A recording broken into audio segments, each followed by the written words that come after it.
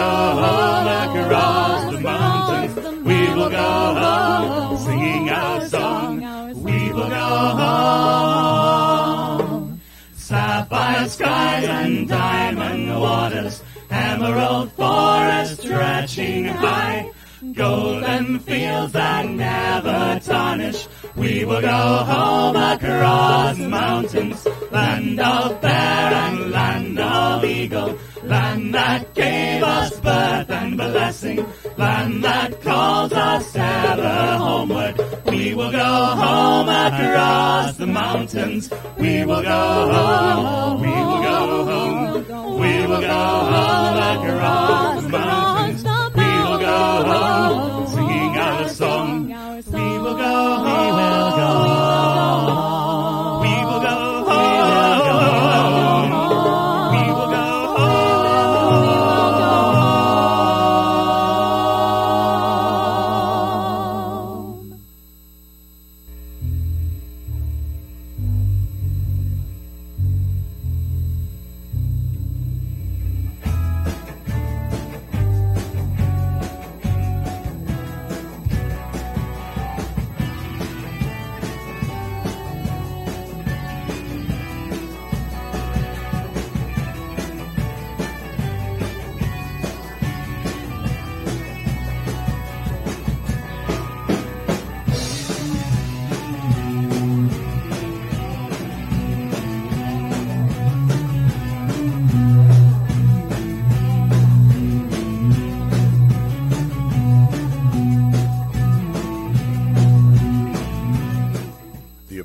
expressed by the hosts and audience members are their own and are not connected to or reviewed in advance by Warehouse38.tv.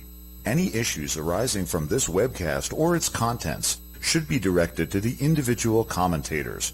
Warehouse38.tv is not responsible for the veracity of any of the following content.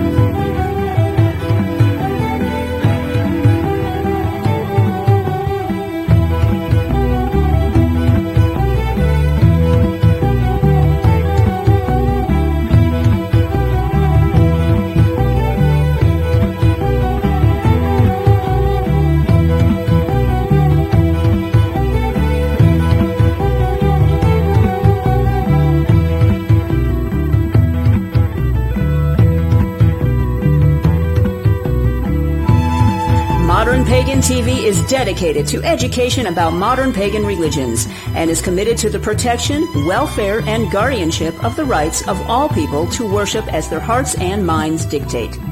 Modern Pagan TV considers education of the non-pagan public and of our own world community about pagan religions to be of paramount importance and encourages open dialogue across all platforms with the understanding that all voices have an equal right to be heard.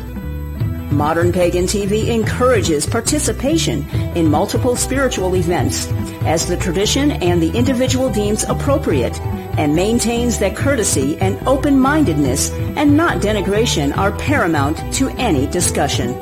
So sit back or join in. Modern Pagan TV is streaming live. The pitch got higher, all the drums went out to the edge, and it got higher, and it got loud, and the girls were out screaming and, shrieking and dancing. And when it got to this peak, it just stopped, dead silence. It was beautiful.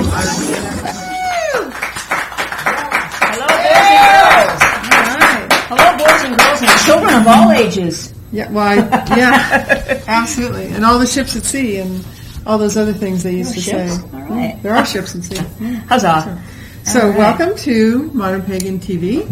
If you're watching us live, you know that we have a chat room, or at least I hope that you know that we have a chat room. You can sign in. Chat room is up. People are in the chat room chatting. Right. So that's cool. If you have any questions we should introduce tonight, ourselves. we're going to. I'm just going to just give directions first here.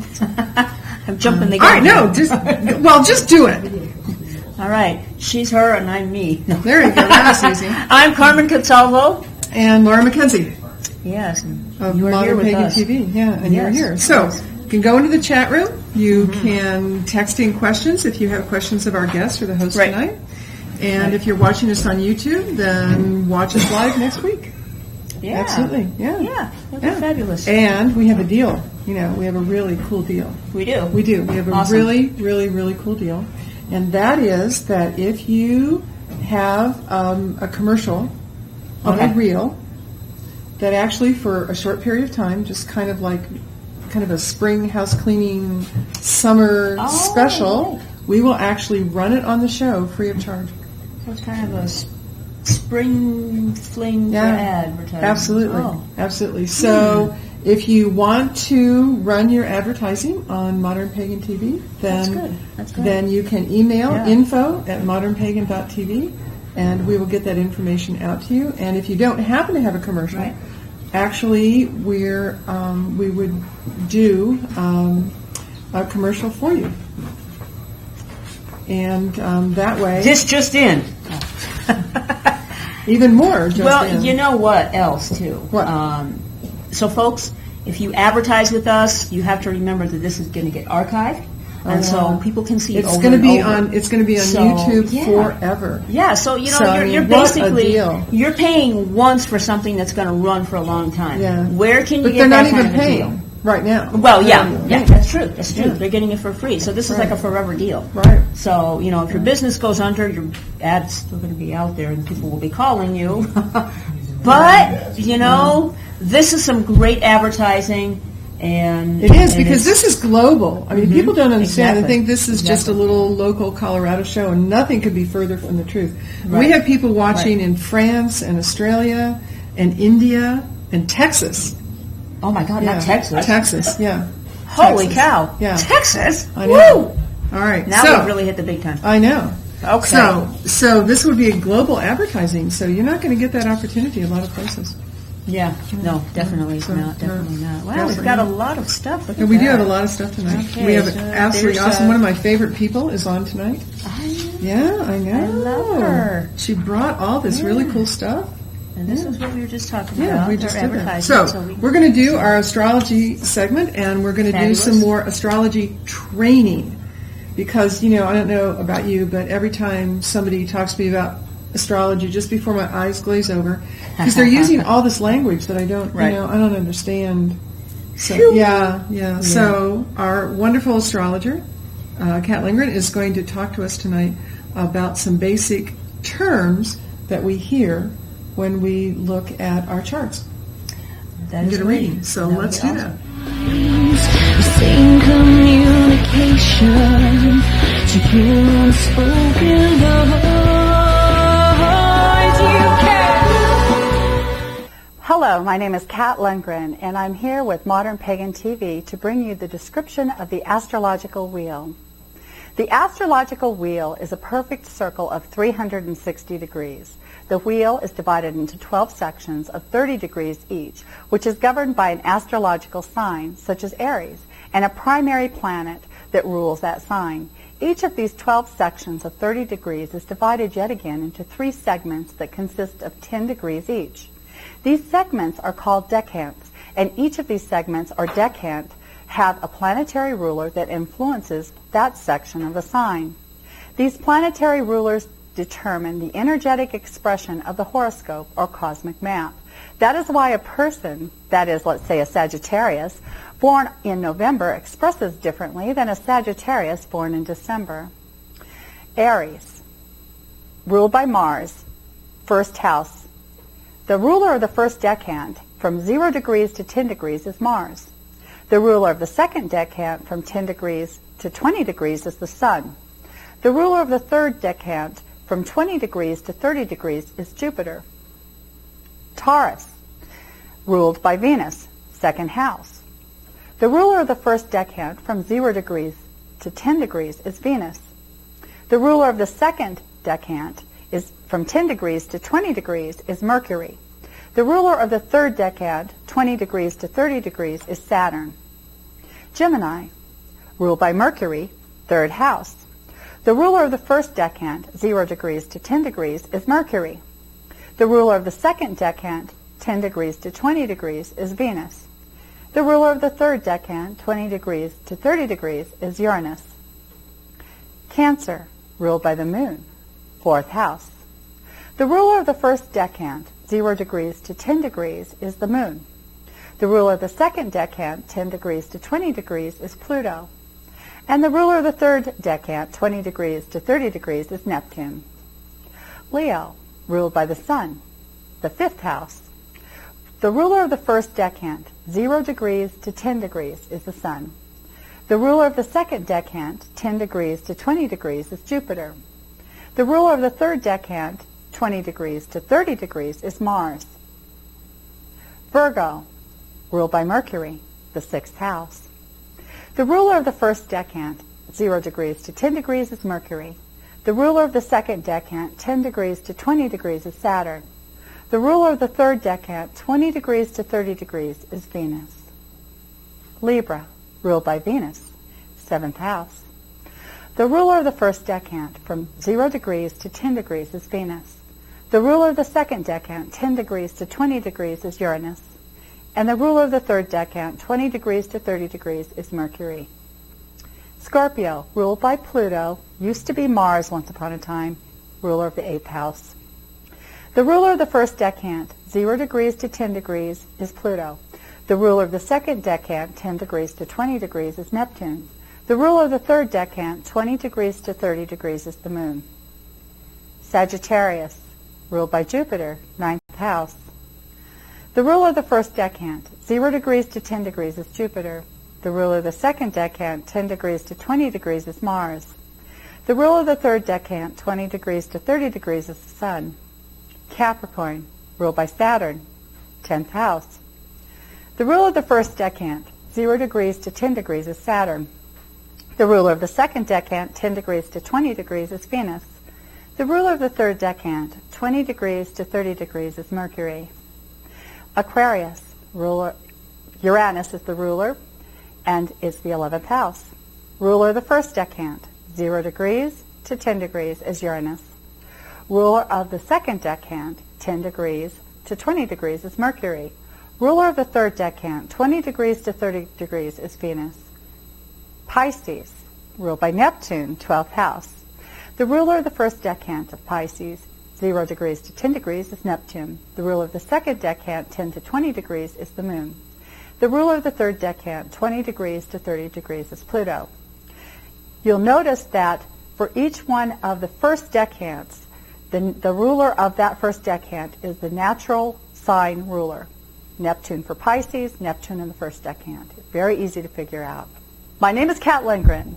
For Modern Pagan TV, we'd like to thank you for joining us for a description of the astrological wheel. I'm chasing twisters down an avalanche across the great divide to your sprawling sky. Yeah, no, absolutely. We did that. Yeah, we did that. All right. Yeah. I so dig that music all the time. I know. That's cool. Sitting there dancing away. I noticed that you were doing that. So enough with the cute kittens and puppies and dogs. I'm outraged about some things that are going on and about the treatment that people are getting. And so, so timely tips today. I'm beyond outraged. This is an article. I have two little YouTube things we're going to watch. We're not going to watch the whole. One of them is like 30 minutes long, and so we're only going to watch little bits and pieces of that. And the other one is really long too, and we're just going to watch a little bit of that. But just as an intro about how really, really, really, really pissed off I am. I thought I would just read this article. There isn't a YouTube that goes with this. I'm not reading the whole article, but this took place. There are these really nice. I think they're nice. They're farmers, so they're probably nice. Yeah. Karen and Randy Stower, and between May of 2011 and February of 2012, they had been depositing the money that they got from the farmers markets where they sold their stuff. Oh, yeah. Yeah, I mean, now, and they're not everywhere. Farmers market. Yeah, and everybody needs to go to farmers markets. Oh, I mean, they've God. already opened in Colorado. I've been to 3 of them already. Have you really? Yeah, on Mother's Day, went to the one in Parker. That's a nice little farmers market. Yeah, it's really nice. I don't think they've done the one in Golden yet. They probably will. No, they haven't. So, there is another one, the Pearl Street one that I usually go to. Okay. Is because it's not very far from here. Is opening on Saturday, and I'm not going to be able to go to that. But anyway, so these really nice farm people at a farmer's market, they take mostly cash, I'm assuming, small amounts of it, and they would deposit it in their bank. Yeah. Well, no. See, there's this law that got passed last year, the Dodd-Frank law. And one of the purposes, aside from making us all crazy, the other purpose of the Dodd-Frank law is to track obvious terrorists, because we all know terrorists only deal in cash. Oh, my God. And if you deposit more than $10,000 in cash, checks, money orders, at any one time, there's a form you have to fill out and send to the feds. Well, the stowers never had more than... I don't know anybody at a farmer's market that makes $10,000. Do you know anybody? No. I mean, you're going to have to be in an area that you're swamped with people, Maybe if you did it outside Congress, maybe you could do that. Outside, Goldman Sachs, you could make that much money. But you're not going to make that much money. So the bottom line was that either the bank alerted the feds, or the feds were information trolling, which is what I believe. Yeah. And so they arrested these people and they seized $70,000. And then, of course, these people had to spend money to defend themselves.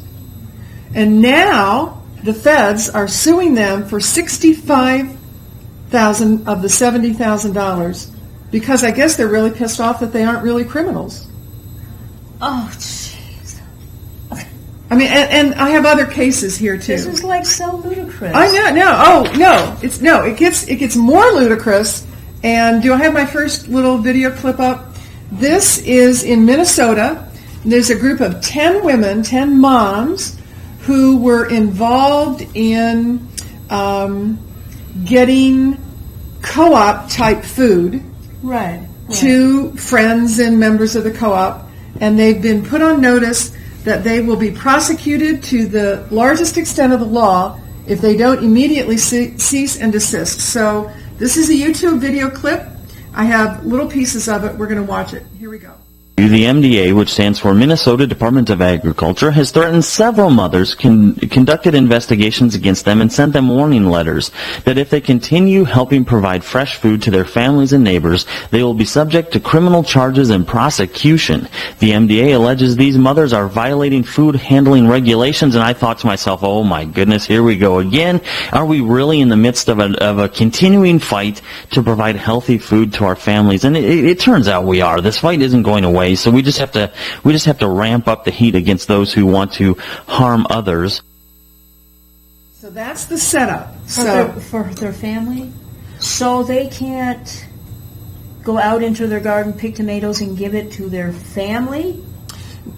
That wasn't what they were doing. They were actually coordinating between you see what I'm farmers. Saying, No, I know. Well, you know that bill that was in the legislature in New Zealand was, in fact, the intent of that was to make it illegal for you to grow any of your own food unless you had a special license. So that tomato plant, that's Carmen, not here, though. No, it isn't going to be in New Zealand either, because I know a couple Kiwis and that will never fly. But that just tells you the stranglehold that agribusiness has. I mean, they would really. The FDA has said in response to a lawsuit that Americans have no inalienable right to food of their own choice. They actually said that. They actually came out and said that. So here's the next little piece of this clip about the 10 moms in Minnesota. Are facing jail time right now, right? Well, it does seem really onerous and really heavy and kind of totalitarian. I will tell you, there's a church in southern Minnesota that had to shut its doors because it was providing free meals to the community in this rural area. They didn't have a qualifying kitchen, and until they could raise $180,000, they weren't permitted to serve out of that kitchen 3 meals to the community. So, yes, those exact things are happening. They're being perpetrated on the residents of Minnesota. See, and this... I mean, now I don't go to a lot of churches. You know, it's not my path. But I know a lot of people who do, and it's not that I've never been to one. Right. And that's a very common thing. After services on Sunday, everybody goes to the church hall, and the nice little old ladies have been down there, you know, cooking up chili or whatever. Sometimes there's potlucks and stuff like that. Yeah, not going to happen in homeless. Yeah, not going to happen homeless. in Minnesota. Not going to happen in Minnesota. Oh So my this one gosh. little church, $100,000 for a certified kitchen. I mean, what are they going to come into Sunday dinner now? What do they think? What do they call a certified kitchen? Because most churches have a kitchen. Yeah, it's not certified though. It's not certified. Yeah. So here's the next little clip. Good Here's, goddess. I know. Benefiting from these regulations being imposed on you. Yeah. It isn't Well, me, exactly. and it isn't the farmer. No, I don't see any it's not benefit. you. I mean, right, and everyone who chooses these foods, who utilizes the space in my garage to pick it up, have done so with a lot of thought, a lot of research and deliberation and intentionality. They're not ignorant of what they're doing because they're aware that these choices make for a stronger, healthier family. Well, Go ahead. well, So what she was explaining in this is that she started becoming a go-between for farmers who wanted to sell their Drop produce, off and pick up. right? Okay. And that she isn't getting any money for doing this. Right. She's Right. she buys a share just like everybody else. Right. It's just that the farmer comes along and unloads the truck, at her garage, and then drives on, and then people come and pick it up. So the last little clip of this is the radio host asking her what she's going to do. Is she going to cease and desist? And this is like, yes! All right, come on, let's hear this one.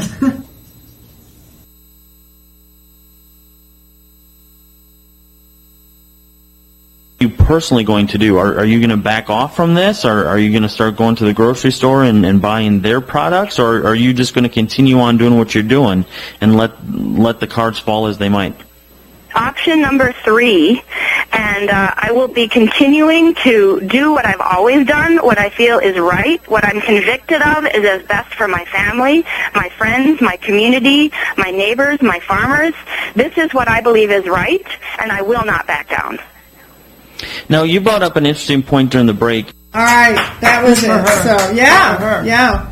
And I'm hoping the other 9 moms feel the same way, too, because... Well, it's time that the American people stand up and say, look, enough is enough. Everyone's bitching at the fact that there's homeless people, there's unemployment skyrocketing, even though the government seems to think that, it's only 8%. The unemployment is doing better. No, you know what the heck's going on? The people have run out of their unemployment, so they can't claim it anymore. So they're trying to feed their families, and then their neighbors and friends are trying to help them feed their families, and now they can't do it.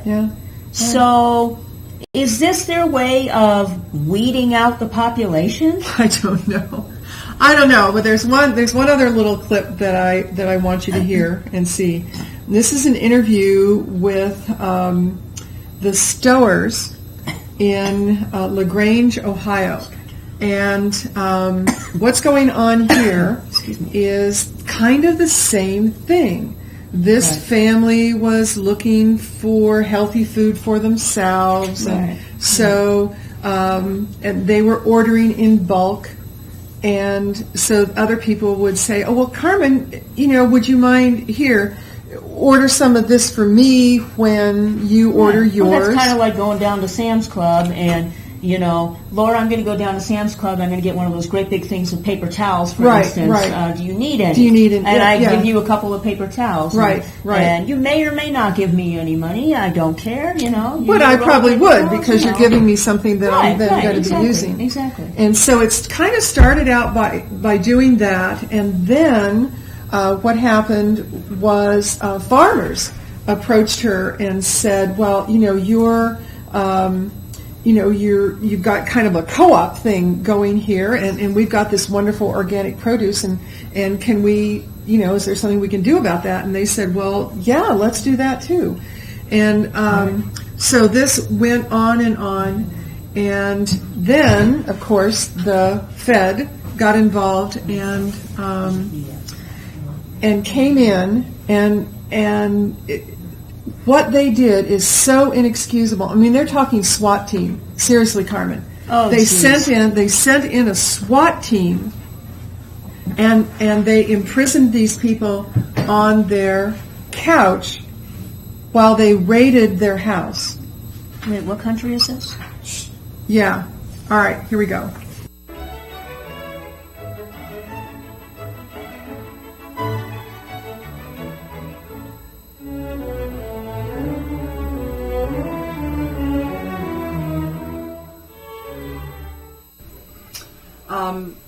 About 15 years ago, I started ordering for our family. About 18 years ago, I was in a food co-op, a local food co-op.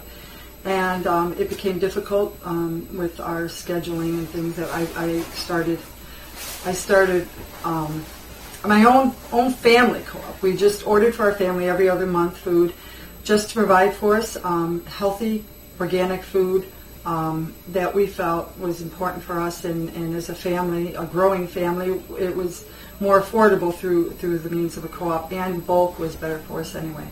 And we just spent many years just ordering for ourselves as a family, and then gradually other families just asked if they can order a few things with us, and that grew and grew. And the progression of the growing took very quick, large spurts, and in the process of that, we just, we're barely keeping our heads above water, trying to just help the community to be able to have good, healthy, organic food. And especially with everyone telling us that there's nowhere really for them to get it, or there's affordable for people. I mean, that was, I think, the hardest thing at the beginning was people just couldn't afford to eat healthy. And so we began with this passion to help people to be able to eat healthy. After a while, we just began to take on a little bit of a different perspective. Farmers started calling us, asking if we can come to their farms and help them out with getting their products to people. And so we started helping do that as far as our friends and everyone that wanted to order with us in the co-op just started, and were interested in the farmers' products, so they would order it and we'd go down and get it and bring it up, and that's what we still do. Things took a drastic change about a year ago when the health department came in, and through some communication between them, they never answered one of our requests and letters to them back in December of 2007. And then we didn't hear anything again until December 1st last week, 2008, when we had a sheriff's department group, about 11, 12, I'm not sure, 13 men, come into our home. It was violent. It was belligerent. They didn't identify themselves, and especially to myself and my children who were upstairs, and they were very forceful and bringing us down the steps and taking us and keeping us in the back room of our living room for about approximately 6-7 hours. I'm not sure. And in the meantime, we had people with guns inside and outside, and cars, just a volume of cars just pulling in, and plainclothesmen getting out of the cars. And we don't even know where they even came into our house, because we were isolated, and people getting in and out of their cars and coming in and out, and just people all over our property outside, all over our property in the house as well.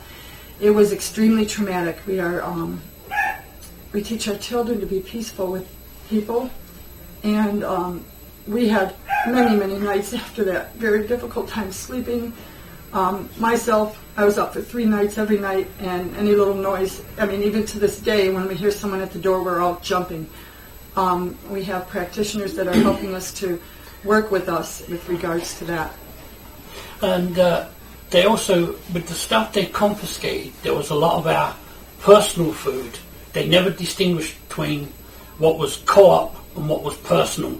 They took personal property. They took my daughter-in-law's computer, which she communicates with her husband, who is in Iraq, serving this country.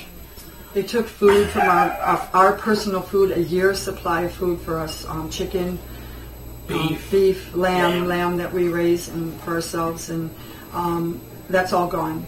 We have nothing. Yeah. So you're right. What country is this? Yeah, exactly. You know. I mean, that sounds like something you would expect from Nazi Germany. Yeah, or even the Arab countries. You know, some of them there. This is just inexcusable. You know, I mean, this is Ohio, for God's sakes. You know, and the fact that everybody's complaining about the obesity rate in America, and here's people trying to prevent that from happening with their own families, and then, you know, sharing their information with their friends and say, look, you know, you can eat this way, and we have a source to get that stuff, and... I know. Oh. So one of the questions that came in from chat was a question about where did I get the statement from the FDA, and that's actually in their response to a lawsuit from the Farm to Consumer Defense League. And you can also find that on the WestonAPrice.org website. So and both of those websites are under Meet the Cast and Crew on the show website. Okay. So if you go under my little bio there and under Timely Tips, I have the Weston A. Price and the Farm to Consumer Defense Fund, which I support both of those organizations, and for reasons like this. So anyway, all right. Now, on a lighter note, you have. I saw you packing the stuff in. You have fun, crafty stuff for us today. Yeah, this is what we're going to do. It's called a vision board.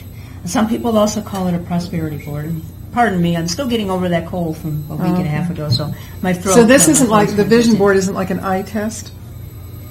No. Okay. I just thought, you said vision board. I thought, well, I don't know. Right. Well, you'll see it. You'll see how we do it. All right. We're going to do that. So we're going to go to commercial, and we're going to come back. We do Crafty Kitchen Witch. Woohoo!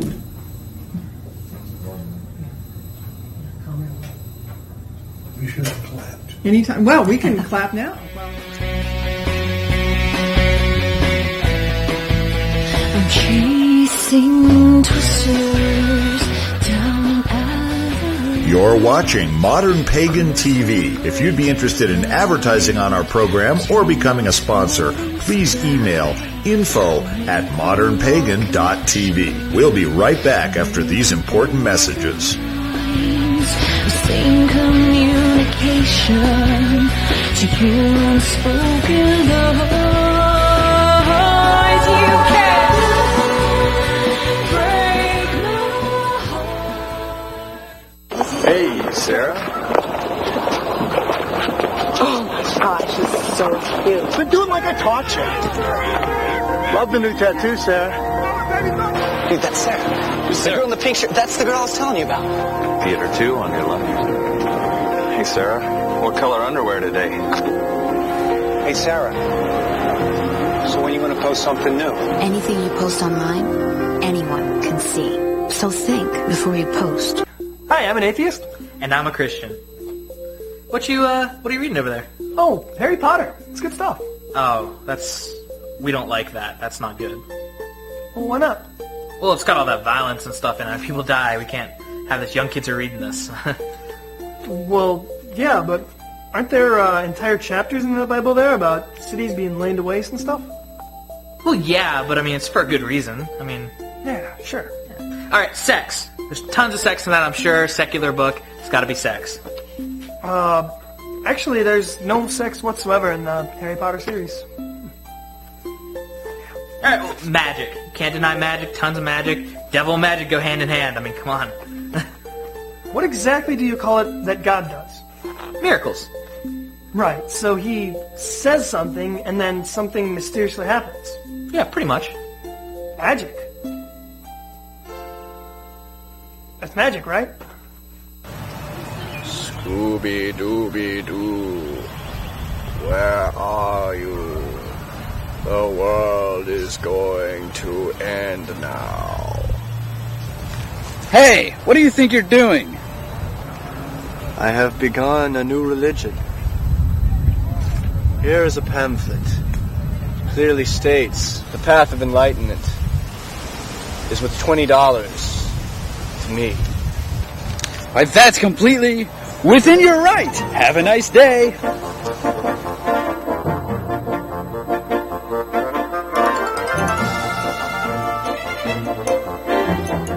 It is often said that the tongue is the strongest muscle in the human body. Flexible, yet firm, it is the rudder.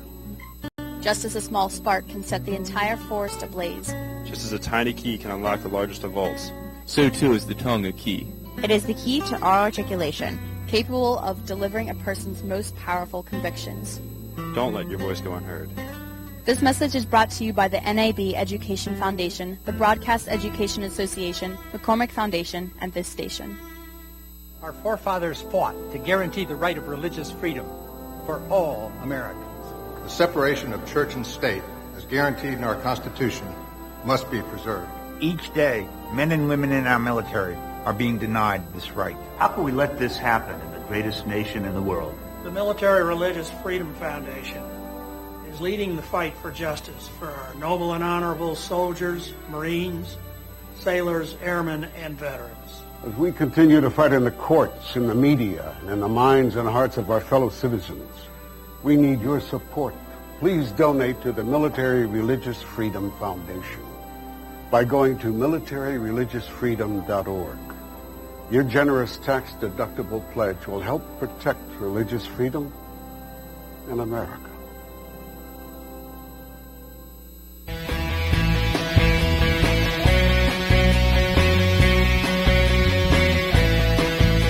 I'm chasing twisters down If you like what you see here, please donate to modernpagan.tv. Just go to our website, www.modernpagan.tv, and look for the donate button. We appreciate your contributions to keep modernpagan.tv on the air and on the internet. And now, back to live modernpagan.tv.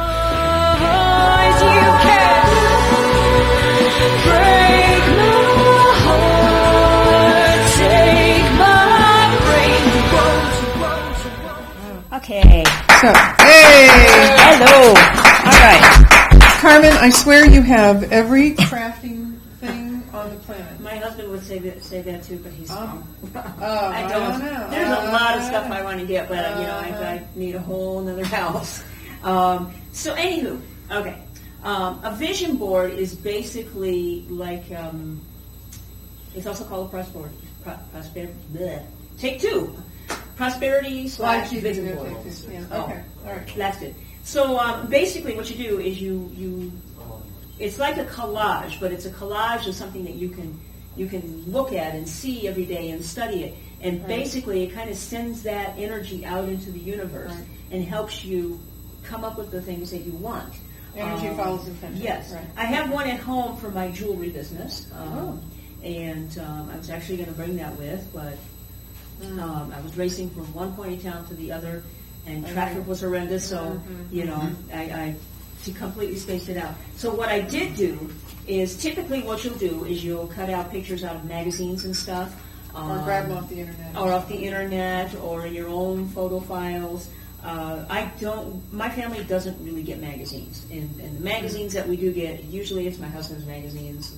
Field and Stream and stuff. Well, they're World War II and stuff like that. And, well, the one I'm making right now is directed towards my career goal, which is voiceover work. For animation and stuff like that. So what I did is I got some of my own pictures here, and let's see, we've got some. I can show you on here, and it's kind of shiny. But I got my handy little Xyron, which is like a sticker maker and stuff like that. And I just slid the paper in there and just kind of roll it on through, and then you cut it. And yeah, that had to start out wrinkled, but okay. So then you just kind of cut it here. Normally, these little machines have their own little cutter, but I got this at Goodwill for really, really cheap. So There you go. I wasn't going to complain about not having the cutter when I've got scissors and knives. I'll tell you So- my favorite. I'll have to tell you my favorite Goodwill story.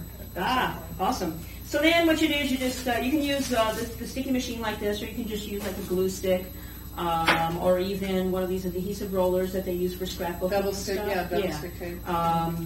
So it works great. And this, you just go ahead and Take I'll this let you off. pull that all the way off Alright. there. It is kind of sticky. So then you've got all these pictures here, okay? I've got some photographs of myself. I've got, words, you put stickers in, you put, you just make it totally awesome. And then what you do then is you cut the individual pictures out and you lay them out on your paper. Most people will do it on one of those big poster boards. Sure. I don't have enough wall space because I'm going to do more than just one or two. So what you can do is you can do it on a 12 by 12 piece of cardstock. Sure. And I've got, down here I've got, probably every color of the rainbow in Yeah, cardstock. I think so. Believe it or not, my mother-in-law has tons more scrapbooking supplies. I'm not sure I believe that. She's got a whole room devoted to nothing but scrapbooking Oh, my and word. card making. She Good loves to make heavens. cards, and she's awesome. But and I've also got lots of different colors of paper here. This, I totally love this. They call it a stack, or no, not a stack, slab. I love this slab.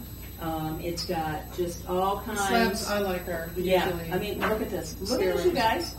Look at that. Isn't it gorgeous? Look at that. All these different colors of paper here. This is so sweet. So you got that. You can cut shapes out of there. What I'm going to do is I'm actually going to put all my pieces on this one page here because I really like peacock feathers. So that's going to go on there. And they're very rich. Yes. I mean, very decorative. Yes. Anyway. So, and you just cut out your pieces and you lay them out however you want to lay them out, what makes sense to you. And you put it through that magic machine to get a backing on it, right? Right. All right. I did that. My first one that I made, I just used the glue stick, and it's starting to come apart because I used cardstock, and it wrinkled. What a bummer. But you just kind of cut it out off of your adhesive backed page, and then what I'm going to do is I'm just going to kind of. How did you put those pictures? You put those pictures on here to begin with? All right. Yeah, what I did is I just went into my computer and I found photos of me, and I have an awesome clip art program. This program that I have, I can do cards, I can do calendars. But you don't have to have that. No, you don't have to have that. You can. They authentically, it's done with magazines, but I said, you know what? It's supposed to come off. Yeah, it takes a little bit of maneuvering, figuring it out, kind of bending and whatnot. But you just kind of lay the pieces on however you want them. Okay. I kind of let the pieces, because we're magically inclined The people. chips fall where they lay. Yeah, I kind of let them tell me where they want to go. What I'll have to do next week is bring in this one when it's completed and bring in the other one. Oh, that would be fun. And show you exactly what I did. It's totally awesome. And you guys, what you do is you concentrate on this thing every day. Look at I'm it several times concentrating a on day. getting this stuff off. Right. Typically, you can kind of bend it a little bit. I tried that. Yeah. But what you're going to want to do, you guys, listen to me. What you're going to want to do is put it in a place where you can see it every day. Okay, in the morning, when you get up, at night. Oh, Dad, I think she did it. But what you're going to, yeah, an applause over there. Yeah, really. You're going to concentrate on it. You use words and stuff like that. Like on this one here, I put voiceover artist, and let's see, right there. I wrote voiceover artist, and I wrote large paycheck because I want one. Hey, sure. And then on this one over here, I wrote, let me see if you can see it here. Okay. I wrote travel, talented, film, radio, world, TV, movie, just things that I want to do. But you could do this on anything that you're working on. Right, anything. So say you want, your family is growing and you really need a bigger house. So you can either take a picture of a house that you want, or find one that is doable for you, you know, and you print a picture out. A lot of people do this looking for jobs and stuff too. In fact, I know of a person locally here who did that, and within 2 weeks after doing it, she got a job. And the funny thing is on her vision board, she put a dog on there because she likes dogs. Yeah. And she volunteers at a shelter. Yeah. Well, she ended up working for this gal who has a dog that comes to the office every day with her. So it was so totally that's fun. amazing. Yeah, no, and fun. she, you know, she wanted to do something that would help people. Sure. And she ended up getting a job that, okay, it doesn't matter where you live. Unfortunately, fire does take a home every now and then. Those people living in that home or an apartment or whatever are displaced. Yes. They don't have a place to live. What her job is to, her boss or the fire people, whoever it is, they get a call to her, and she's supposed to set them up in a hotel until their home is repairable or something can be done to find them a permanent home. Wow. And on her vision board, one of the things was, you know, help the needy. She gets a job helping the needy. Yeah. It was like so totally awesome. And now I sound like my teenage kids. Yeah, and you can tell who I hang around with a lot. Well, you know, doing something like that, just try it. I mean, if anything, all you've got to lose is some ink, some, you know, I mean, it's fun. It's like cutting out you know what my husband said when he saw me working on mine? What? He says, "Oh, you're doing a collage." I said, "Well, no, honey, it's not really a collage." He goes, "It's a collage." It's okay. All right. But, you know, I enjoyed it. I had fun doing it, and, you know, that's all that matters, you know. You're doing it. If it works, cool. If it doesn't work, so your kids could do this about their grades? Yeah. You know, about learning stuff in school? Exactly. You can do it for anything. Graduate or getting into college. And yeah. So anything. It's a lot of people are really good at visioning stuff and making it visualizing, happen. A lot of people can't. Them too. Yeah, a lot of them, they're persons.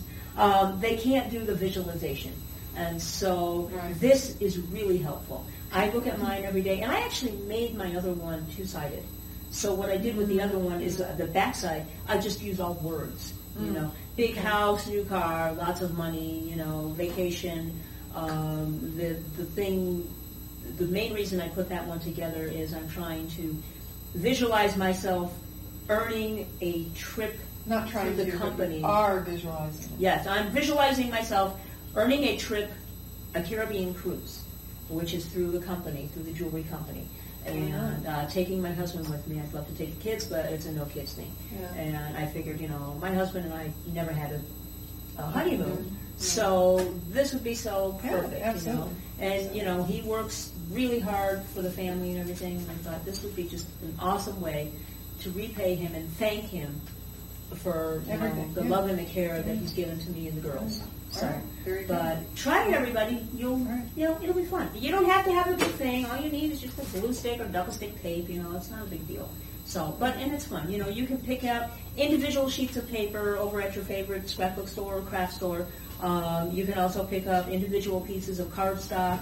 You can get stickers, and I am planning on going and getting stickers that go along with Why don't you show them that again? And I'm going to boogie on to, yeah, so you've got all these wonderful little pictures here, and right here, okay. See, I've got pictures here. This one here, you can't see it really good, but it's actually like a pile of money. It's like, it's almost like the floor is covered in money and stuff. So, but I've got money all over. I've got the piggy bank with me saving the money. I've got headset, studio stuff, microphone, all kinds of fun stuff like that. And then over here, like I said, I've got various words in here, and I've got because I want to, you know, travel the world and doing voiceover work. It's going to take me to various other parts of mostly the United States, but I definitely want to go around the world. So, you know, just a nice bunch of stuff. And this year I decided with the couple sitting on the nest egg, you know, that's supposed to be my husband and me. So, but anyway, you know, it's just fun. It's a fun little project. You don't have to be artistically inclined to do it. You just need to take some time for yourself and make it happen. It'll be an awesome project. You can do it with your kids. You can get a bunch of your friends together and do it that way if you want. Make a vision board. It's fun. Thanks for joining us at the Crafty Kitchen Witch today. I'm Carmen Kinsella. Let's go back to Laura and our studio guest. Absolutely. All right, so welcome back. Woo! That was fun. So we have one of our favorite people on here. Where's the book? I want to show them the book. So you may have remembered that Rena Sesha was with us before. She's the author of the newly published Magical Tour of the Night Sky, and you can find that under guest resources, and you can click on that, and it'll take you right into a place where you can buy it. And so Rena is here today, and we're actually not so much going to be talking about that. I have to get our microphone. That was probably a good idea. So we're not so much going to be talking about that because we had a show about that. We had a show about this, but I probably will manage to mention it once or twice more. Okay, well, that's good. And you brought us a whole bunch of very interesting things here that are very shamanic. That was going to be our theme. I know, it is our theme. Oh, good, I got that right. Okay, yeah, absolutely. So I brought along so you're some a shaman. of my... Can we squeeze the shaman? I had to do that. You knew Shesso. I have to tell you real quick. I've known this lady for many years. I took her Wicca Year and a Day class. In the last I have to remember how old. You know, it's really bad when you remember things through the age of your children. And I think my youngest was a baby at the time. We were at the old Isis, I think. Yeah. Oh, yeah. That helps pin it down a little bit. Yeah. Maybe. That was a long time ago. It was a while back. It was a good class. And this was a component of it. And if I looked too baffled when you said shaman, I tend not to use that term. Okay. I consider that an honorific, that people might refer to me as that if they wanted to, but it's not a title I take for myself. Okay. I tend to use instead shamanic practitioner. Okay. Which says more what I do. Because the other one is kind of like declaring that you're the grand poobah. Oh, okay. So if I wanted to refer to someone else as a grand poobah, that would have perhaps more meaning. Okay. But when you take some titles for yourselves, it's considered a little different. Okay. So, all right. So you're a shamanic practitioner. I am. All right. All right. And teacher. and teacher. And teacher. All right. So. Why 4? Why 4? Darn good question. I actually kind of stumbled onto this path. I had heard of it but didn't have any real true grasp of what it might entail, and was on a retreat years ago in Chaco Canyon, which is a pretty fine place no matter what you're doing. Yes, yeah, absolutely. And magical for sure. And it turned out that one of the components that was going to be part of that retreat was some shamanic journeying. And that was when I first began learning this as a, I would say, incredibly poor student. I was exhausted. I had driven all the night before. Didn't know anybody, and everybody else there seemed to know somebody. I hate that. And it was a small group, so it fixed itself pretty readily, but initially it was like, and the person who was leading the retreat explained the very basic principles of this, of going within, finding a route to the lower world, which is this heart of Mother Earth place as I describe it, but that wasn't a term she used, where you would meet a power animal, which I described differently. All I knew was power, like a spirit plane Rottweiler or something. That's your power animal? No, but when you say power animal, you don't know what power means in that context. Right. No. So she pulled out this and bigger drum. is not always better in the other realms. Well, and it doesn't have to be ferocious. That's not the point. But she pulled out this huge drum and started whacking away. And I just lay there in the dark thinking, I bet every single person in the world but me has a power animal. And that's not really conducive to good explorations and setting intention and all that kind of stuff. But over the next couple days, being kind of a captive audience, calmed down enough to where I finally realized that something was following me around in that other place. And But it wasn't something I recognized as being big and ferocious and powerful, since that hadn't been defined. So it finally insinuated itself strongly enough that I had to pay attention to it and came back and asked, can this be a power animal? And she said, of course so. But not big, ferocious, fangy, tooth and Can claw. you share? What? Maybe not. Okay. Could just, privacy kind of Sure. between me and The it animal. and my thing. As I've come to understand it more since then, power animals have power because they exist on the spirit plane. Right.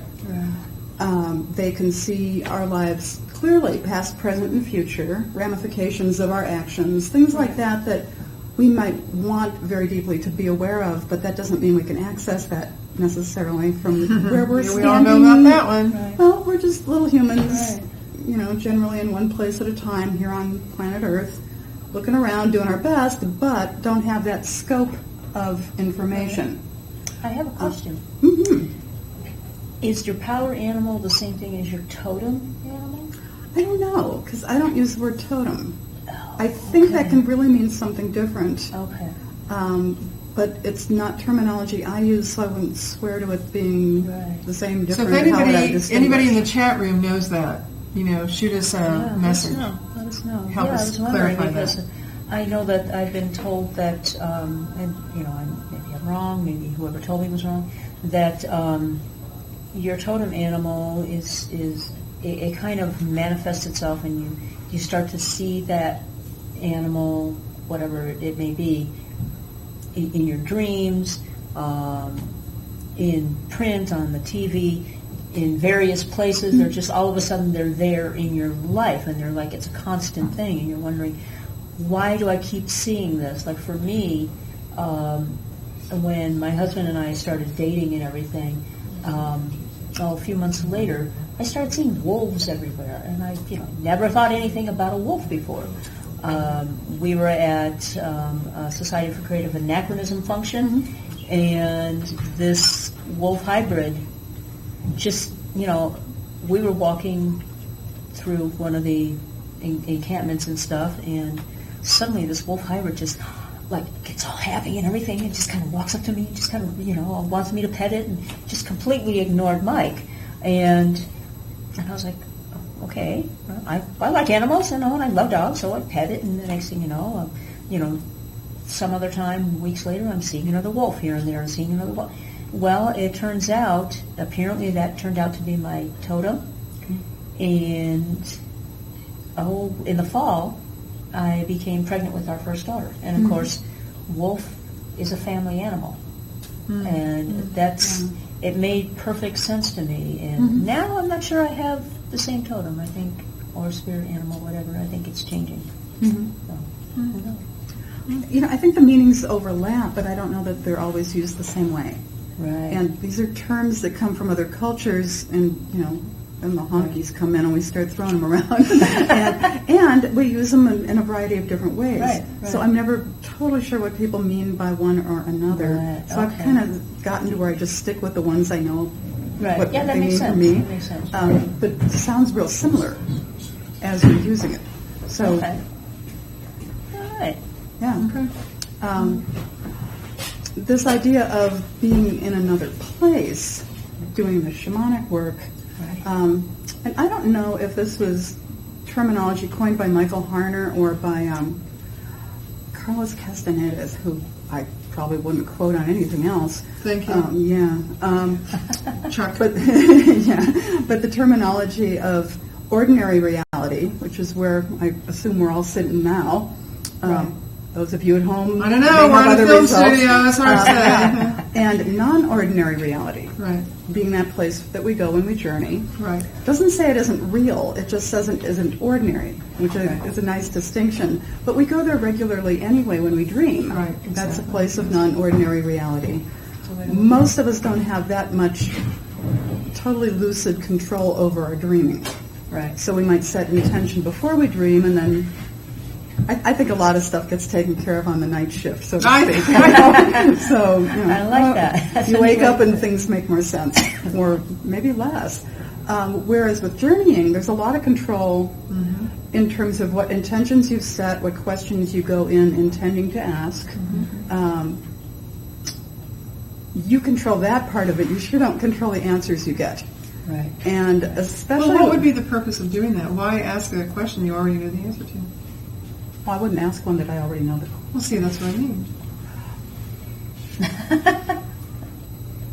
You said you can't control the answers, and I said, yeah, well, why would you? If you were imagining it all, you could probably control the answers. Yeah. Right? Yeah. Well, it's like the superstition about reading tarot cards for yourself. You're not clear enough, you don't have enough distance on it to feel like you're interpreting it accurately. So I guess I would compare it to that. Yeah.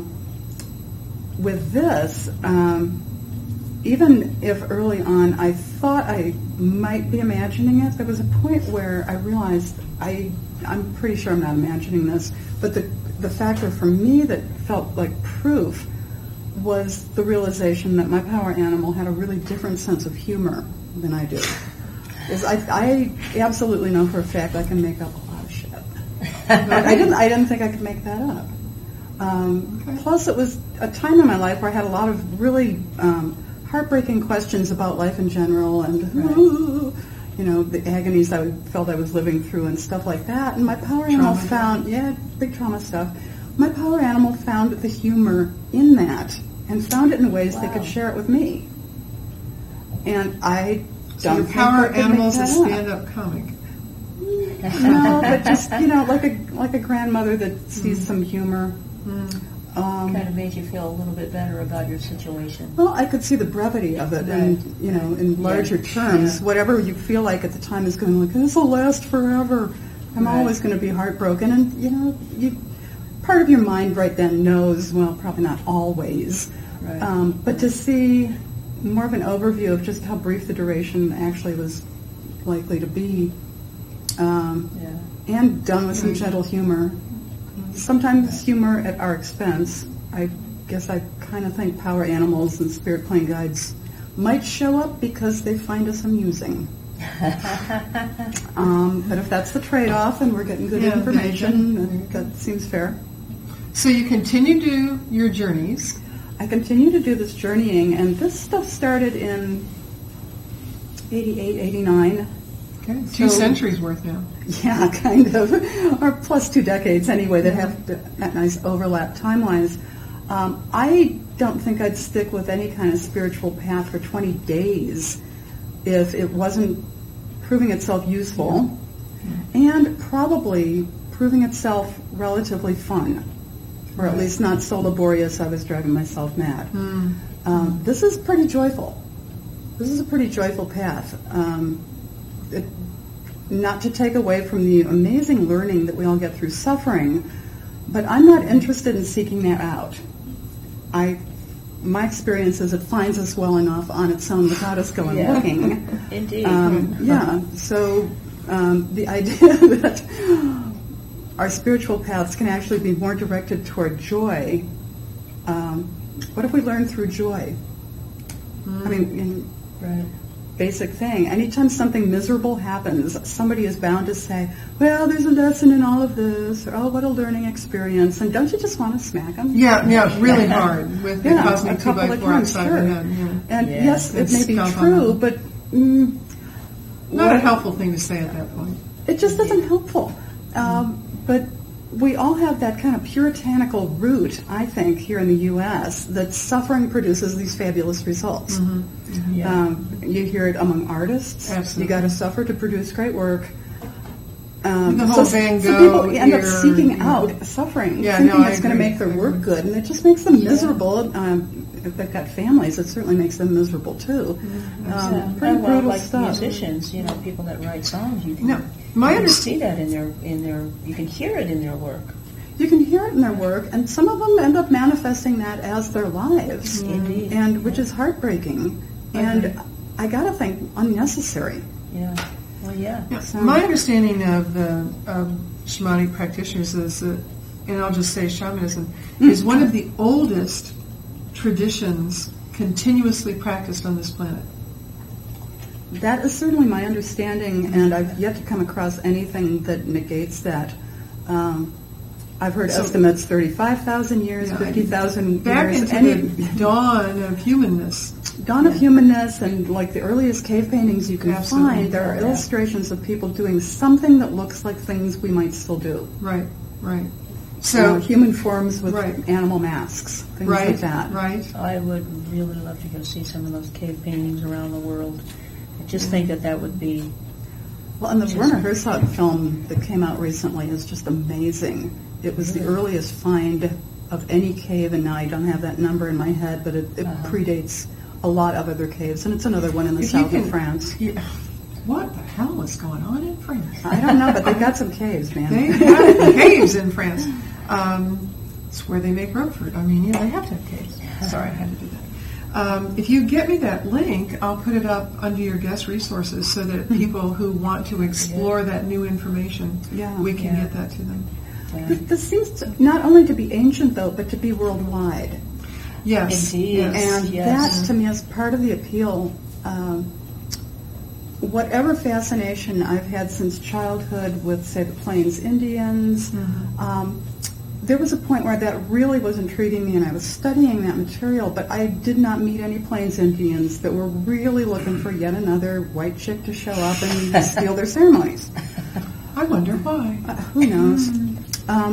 That image, though, of cultural appropriation, or misappropriation, that idea of just kind of going in and saying, well, this is so cool, I want some of this. Yeah. When I actively began studying shamanism away from that retreat in Chaco Canyon, because I don't just stay down there or go back there with any kind of regularity, I ended up studying through a group called the Foundation for Shamanic Studies, which was founded by a guy named Michael Harner. Harner traveled the globe studying with indigenous people, and his approach, early on at least, was pretty anthropological. But he started realizing that no matter how different practices looked in one part of the world from another, there were certain things that were really consistent no matter where you were. There was probably some kind of drum beat or other sound. Right. Listening to that, people would go to another plane, a place in non-ordinary reality. They would meet helping beings, gather information, and then, crucial point, like with any kind of magical workings, bring it back, act in accord, and act on the results, use the information.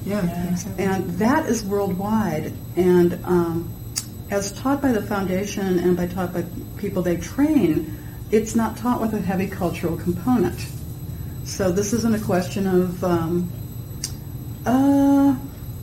this isn't Native American shamanism, this isn't Central or South American shamanism, Buryat, Siberian shamanism. I was going to say that's the one I'm most familiar with. Yeah, it's not derived from any of those specifically, but once people meet their power animals or guides and start journeying, if they wanted to explore their own cultural roots, they could do that, which is pretty intriguing. Right. So the person I've ended up studying with predominantly is Sandra Ingerman, who was trained by Harner and was the education director at the foundation for a couple decades and now teaches independently. And you teach? I teach. You teach. And so I actually put a link under guest resources under your name. Thanks. That takes you right to the page on your website that speaks specifically about classes. Terrific. So you can just click right on that link and it'll take you, I did it right. It will take you directly to that page so that they can explore your website, explore the classes. So you have beginning all the way, you have different levels. And there it is. You can see it there, right there. So bright and shiny. Yeah, it is. So nice and colorful. I was just going to say that. It's very colorful.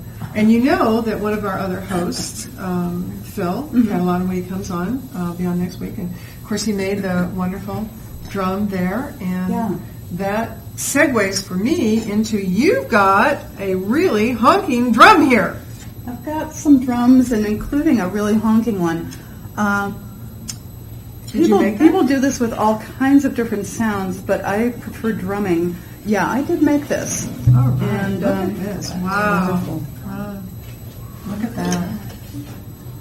And this was done in ceremony with a guy who at the time was local and I think has since moved, where We did ceremony to thank the spirit of the animal for the hide. Yes, absolutely. Spirit to do ceremony to thank the spirit of the tree for the wood.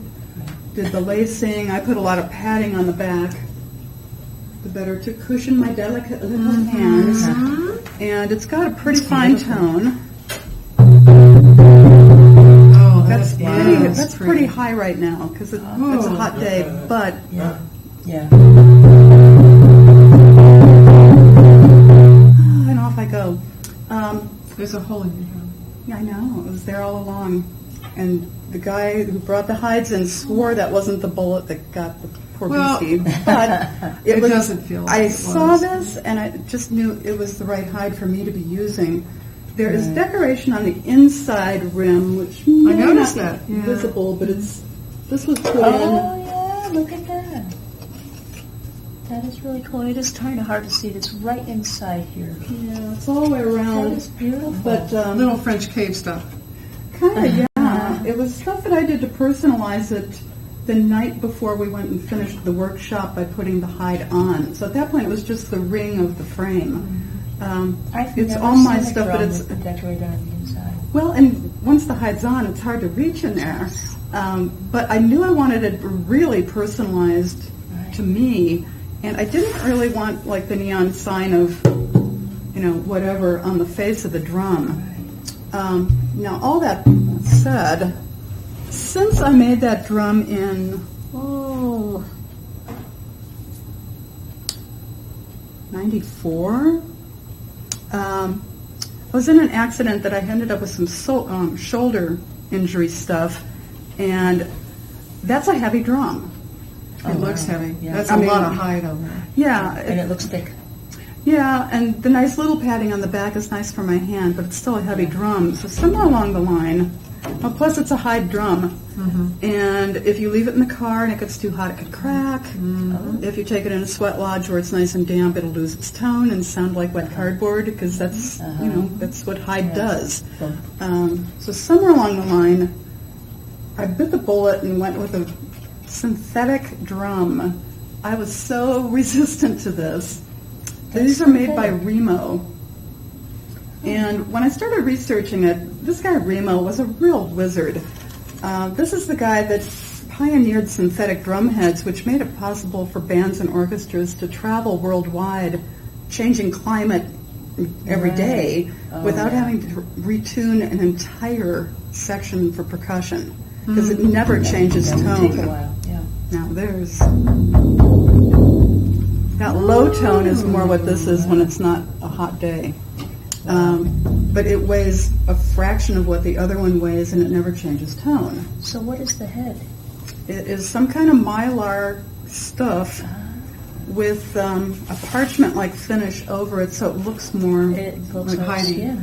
But no animals gave up the ghost. No trees were cut down to make this happen. And just the dinosaurs. It's like the vegetarian drum, I guess.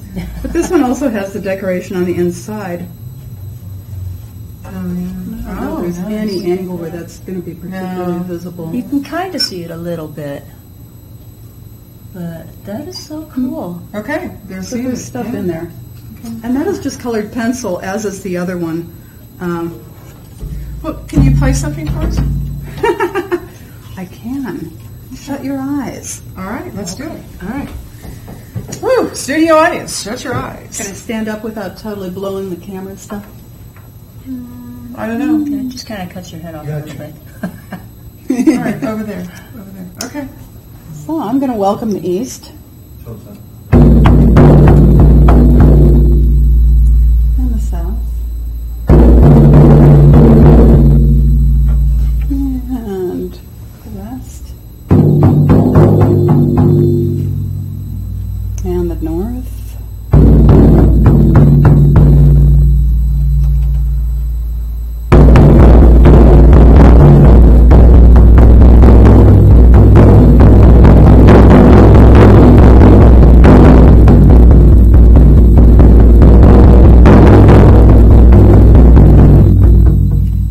Just go on and on and on, because when I'm doing this with journey groups or students, I might be drumming for 15 or 30 minutes, depending on what we're doing. And the more kind of steady and monotonous it is, the better. This is not like good pagan drum frenzy drumming that work in polyrhythmic, more melodic means of drumming. This is just meant to be support for the journey. Right. And that, it sounds to me a lot like the Navajo drumming that I used to hear on the reservation. Also where very it steady. was very, yes. And a great honor for you to be selected to be one of the people who do that. So. Well, I had heard for years of this image that the shaman rides the drum. And I really had this image of, like the little guy on his magic carpet kind of zooming around, riding the drum. I don't think that's what they meant. It turns out it wasn't. I think that comes more from Mongolian or Siberian shamanism, where they've got this strong culture of the horse. Right. And the drum beat was the beat of the horse galloping along. That exhibit at the Natural History Museum a couple years ago on Genghis Khan. Yes, I was one of the translators for that. So, right. Oh, Yes, very you're cool. involved in those things, and they're so wonderful. That one freestanding display case they had with the entire on a mannequin shamanic regalia. Oh, yeah, wasn't that awesome? It was one fabulous. of my favorites. Yeah. I think I missed it. Oh, I finally understood where I got the whole idea of all the ribbons hanging down everywhere. The fringes. So, the because fringes. it makes it harder for bad spirits to grab you. And It it's looks also an pretty. address. We were taught it was also like an address book. So if you know the address of, say, the gods of corn growing, you would have a little something attached to one of your fringes that would say, yes, I can reach those for you. Right. Excellent.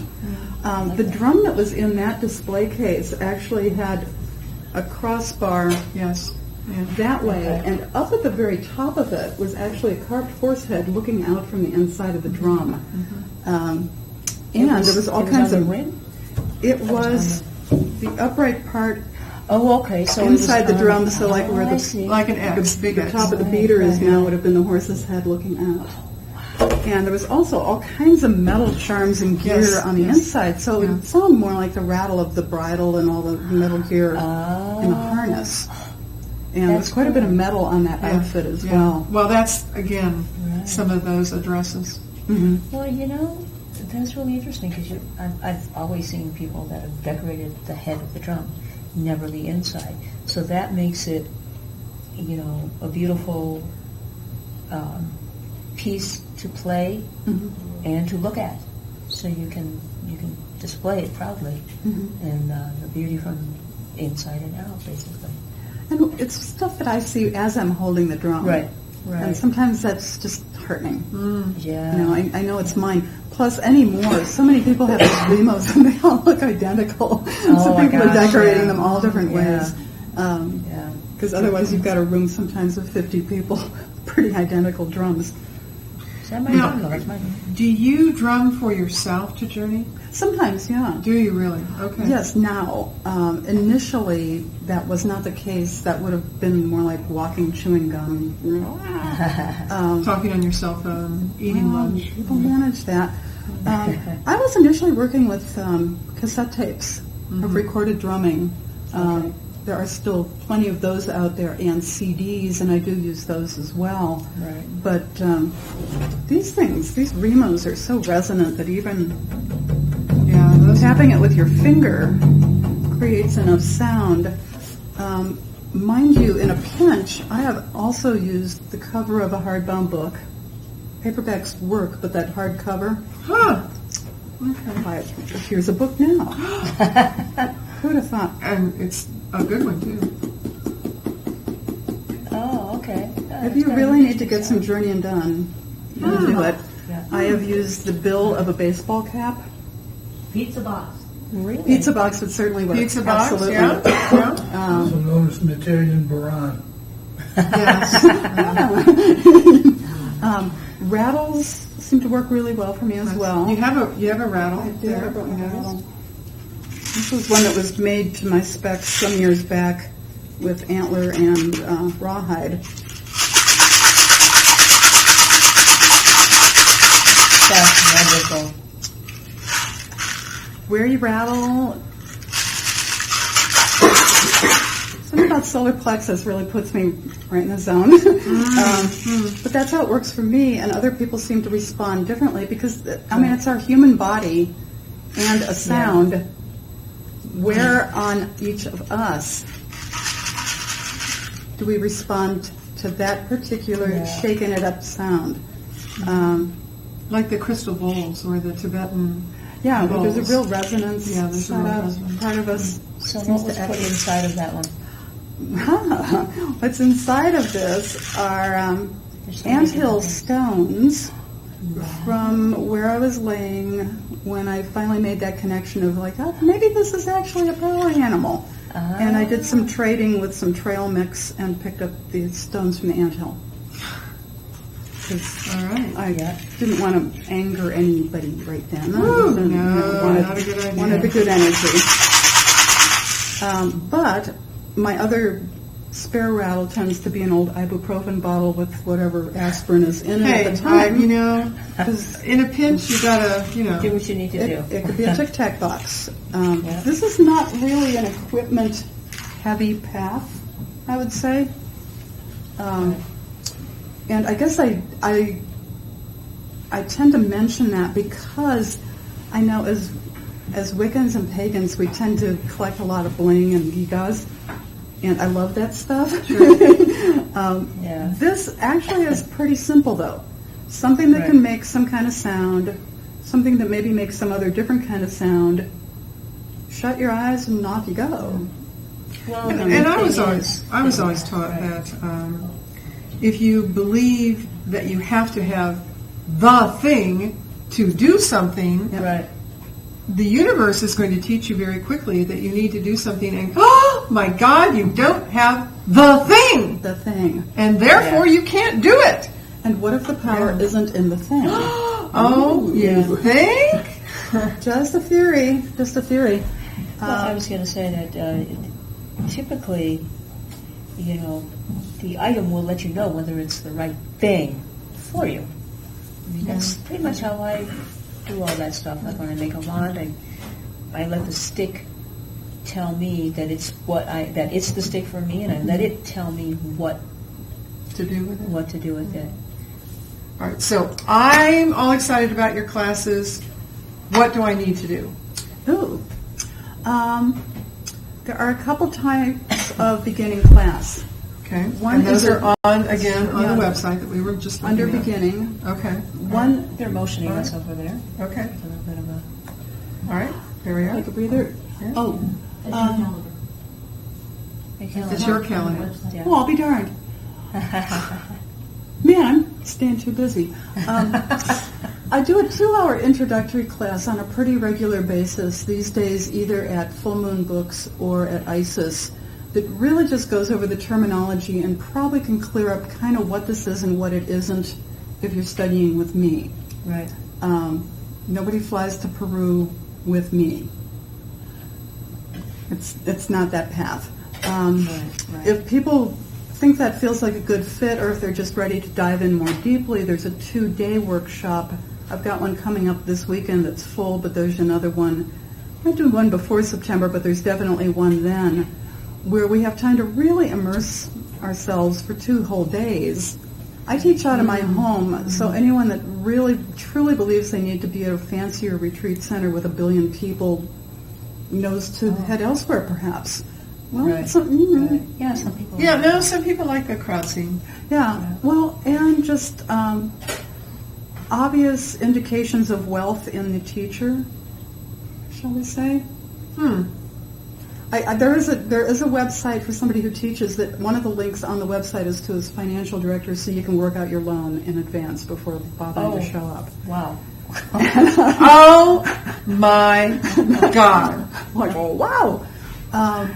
But honestly, if I could afford to study these things, yeah, I know. I'm sorry. The feds are stealing money from farmers who sell their produce at a farmer's market, and this person wants you to talk to their financial advisor. Well, if you already have the dough, you don't have to talk to the financial advisor. I see. If you don't have the money, maybe you're not meant to be there. They need to watch this little clip of Carmen doing the intention board to get the money to do that. Well, we should probably take a little bit of a break here. We can. All right, we're going to take we have to take a permanent one. So let's finish up with. Well, I was going to mention there is a journey that I have used sometimes, and as with students too, that goes forward. Really? And it has to do with prosperity boards, vision boards, things like that. Okay. In the journey, you meet your power animals and guides as usual and ask them to take you forward to your future self. Oh, wow. At the point that your project or your goal has been reached. You meet with your future self and say, what is the first step I need to take good idea. To get to that point? I like that. And it works. Cool. Woo! All right, and that's also on your website? Nope. If they don't listen here, they'll never know it. But it shows up in some of the classes. Okay. All right. And it also shows up in the ongoing journey group. Okay. Because there is a journeying group that... There is. Now, where's that one held? That's held out at Full Moon Books on the second Tuesday of each month. It is aimed at people that have already learned to journey, so we can work a little deeper. Okay. Is it in the But daytime it gives or at night? 7 to 9 in the evening. Oh, I'm here. Yeah. Well, all right. So am I. All right. Well, pick up the book. She is absolutely. Well, looks like we don't have time for the community but we're events. gonna So we'll get to that. Absolutely, we will. Yeah. And so this is Laura McKenzie and Carmen Consalvo and our wonderful guest Brennan Session. We thank you so much for thank you for being with us, and make sure that you check out Rena's books and Rena's website and get in some of that shamanic journeying, because we think that it's going to be really cool. I really like that forward. I don't think I've ever done that before. That's a really intriguing one, and it's surprising how well it works, because, that's another factor with journeying. I could second guess myself here in ordinary reality what that first step would be. The answer I get in a journey is going to be completely different. Completely different. Wow. All right. Wonderful. So check out the website. You can find the link on www.modernpagan.tv under guest resources. And by golly, if you're in the Denver metro area, absolutely. If you live here, absolutely, join Reno and learn her classes, and it'll be an awesome thing. All right. Totally awesome. And read the book. Yes, the book. Yeah. The book. She Read the kind of book. pulls it out of nowhere.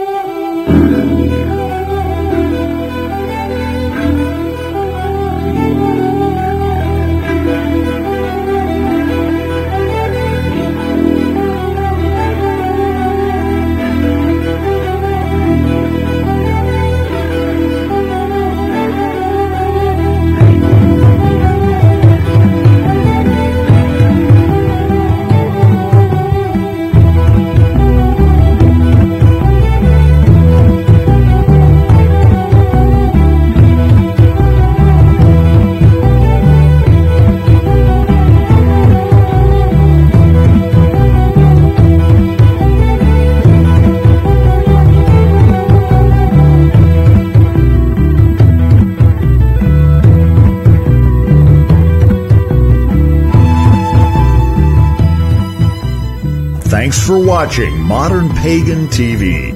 We'll be back at the same time and the same place next week with more. If you like what you see here, please go to our website, www.modernpagan.tv, and contribute generously. And don't forget to tell all your friends about Modern Pagan TV. Like us on Facebook, follow us on Twitter, and visit our site regularly. We'll see you next week with more Modern Pagan TV. To all people of all spiritual beliefs, we say good night, namaste, and blessed be.